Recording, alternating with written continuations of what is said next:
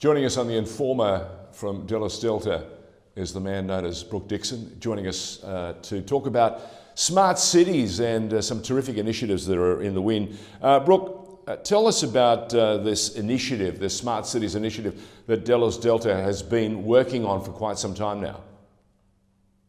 Yeah, thanks, George. Look, it's an exciting space, there's no doubt about it. Really, it's the field where we take smart technology or digital technology, where we take data and big data and we take innovation and bring it to our cities, our regions and our communities to make them more sustainable, more productive, more collaborative, and hopefully more livable for our communities and so forth. So we're talking free public Wi-Fi, we're talking Internet of Things, we're talking new apps and devices, we're talking ubiquitous connectivity, we're talking the digital revolution, essentially, George.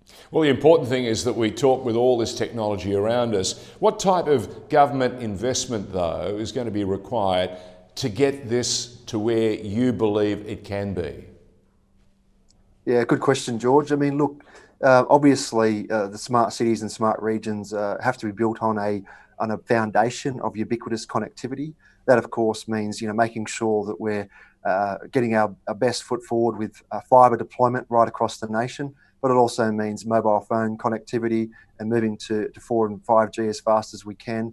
It also means making sure that we have other wireless networks, be it free public Wi-Fi, be it the IoT networks that are now being deployed right across Australia. So that's really imperative, and all levels of government need to take a good hard look at themselves and make sure that that connectivity is being rolled out. And then, of course, it's how do we make the best use of this connectivity with sensors, with real-time information, with new ways of engaging with our community. And that, again, requires strong leadership and investment from all sectors and all levels of government.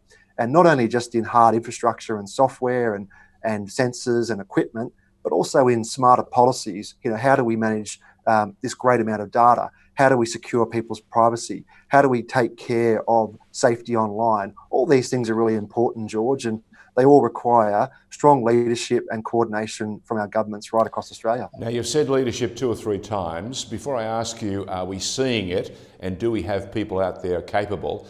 You touched on 5G.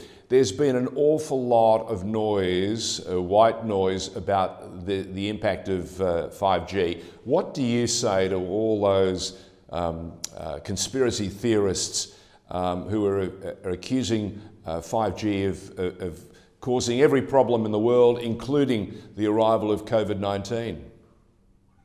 Yeah, look, it's a really tough one, George. I mean, there's not much you can say to some of these conspiracy theorists because they're not really interested in science and facts.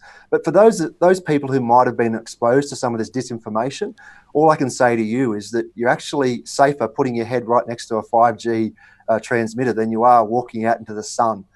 The sun, even in the middle of winter, is actually more liable to cause you damage to your skin and be carcinogenic than those transmitters and receivers. Now, this is backed up by all the best science, by all the regulatory bodies around the world who have been looking closely into 3G, 4G, 5G over many, many years. There is no scientific evidence to back up these conspiracy theories.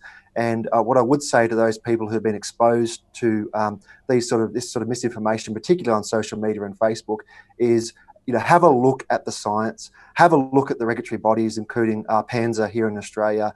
It is quite clear that there is no negative impacts of 5G. There is no established science that can demonstrate any links to negative health impacts.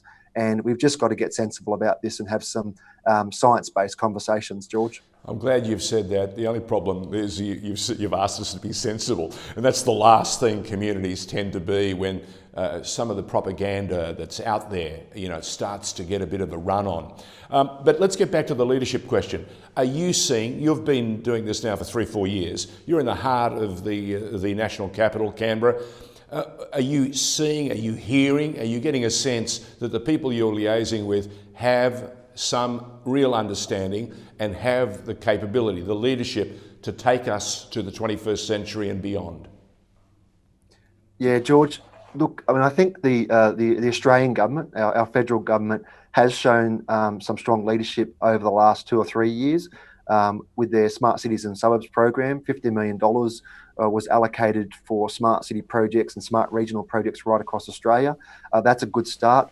Also, the work that our federal government is doing on the city deals and the regional deals, I think, is a great way to catalyse some of this smart city transformation.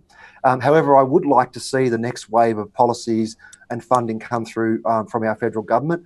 Of course, they're in the middle of dealing with a COVID crisis, but I'd say to the federal government and to all those who deal with the federal government that this is a great opportunity, demonstrated very clearly by the COVID crisis, the importance of digital technology and the need to double down on it, to reinvest in it, and to make sure we have really strong foundations. So I think this is a real opportunity for them to come out with a further program of funding, of policies to drive us forward with leadership. In terms of the state governments, I think New South Wales government is starting to do some good work in Western Sydney, and with looking at further strengthening the rollout of fibre through their Gig State initiative. But I do think the state governments can come to the table a lot more. And local governments are doing a great job with limited resources. They are really taking the bull by the horns. They see this as an important part of making their regions more competitive, more productive, greater places to live, more jobs, more industry. They're doing a great job, but I would say they do need a little bit more help from the state government and the federal government, and to bring them all together to get us all heading in the right direction there, George. What should governments be doing post-COVID, Brook, to really take advantage of this reset button that everyone is saying to us, this is what we should be doing, because this has been the biggest stall, the biggest interruption to any economy, let alone the global economy, in the history of our modern world. What advice would you have? Yeah, George. I mean, it's a really good question. I do trust and I hope that our leaders and our governments are not just thinking about traditional industries and traditional economic paradigms, but we do need to think about the digital world and the digital economy. And we do need to be making sure that we're, as I said, investing more in that ubiquitous connectivity, being fibre and mobile connectivity. We've got to be making sure that we continue the momentum for smart, remote, digital, flexible working. We've seen how effective it can be through this COVID crisis. We've seen that it can generate remarkable efficiencies for our economy. We've seen that it allows new economic patterns to emerge. And we've seen that it can reduce congestion in our cities. Why don't we institutionalise it, take the good bits about this crisis and inject it into our future economy, rather than go back to business as usual, which in fact often led to a lot of congestion, a lot of economic inefficiency, and old ways of doing things which weren't so good. And more than that too, George, I'd like to see increased investment in digital skills, digital literacy, digital training. That is the way the economy is going. We could be sitting from our backyard in any suburb right across Australia and be developing digital products which we can sell around the world. You're also selling the jobs of tomorrow. You're also saying the jobs of tomorrow are there, and there are jobs that we haven't yet invented that are capable of employing a whole bunch of people if only we give it a chance. Is that right? That's 100% right, George. So we've got to stop thinking that we need to be out there digging up stuff and potentially making physical things. That's really important. I'm not discounting that, but we also live in a digital world. More and more of our economy, more and more of our interaction is happening in on the matrix, so to speak. We've got to make sure that people are trained up. And the other part of that, George, goes back to our previous conversation. The reason why some of things like 5G conspiracy theories get legs is because we don't have digital literacy, we don't have digital skills, we don't have digital critical thinking. We aren't able to discern what is fact and fiction on what we're seeing on the internet. We've got to invest in education from our youth right up to our elderly, to make sure that we're not falling prey to some of the silliness and disinformation that happens on the internet as well. And that's a really important part of our future economy, George, and I'd like to see greater focus on that moving forward. Brook Dixon, I hope we can talk regularly to you as we watch these smarter cities created around us. Thank you very much for talking an awful lot of sense, and let's hope some of the leaders around the country and around the world are listening. Thanks, George. Good to talk to you this morning. Take care.